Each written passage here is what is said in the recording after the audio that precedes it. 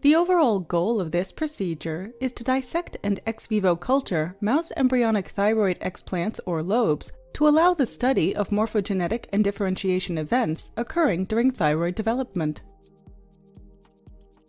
This is accomplished by first removing the upper jaw and the lower part of the body of embryonic day E12.5 to E14.5 mouse embryos to isolate the neck region of the embryos.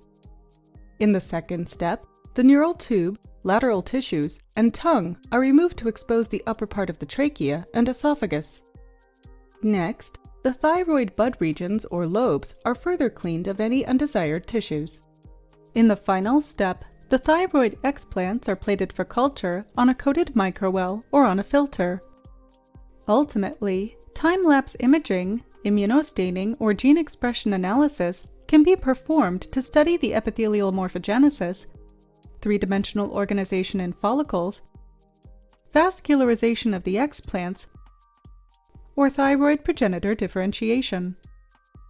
This method can help answer key developmental and differentiation questions about thyroid epithelial cell organization in 3D, lumen formation, cell differentiation, polarization, and growth. Demonstrating the procedure will be Anne-Sophie Delmarcelle, a graduate student, and Mylah Villacorte, a postdoc, both from my laboratory.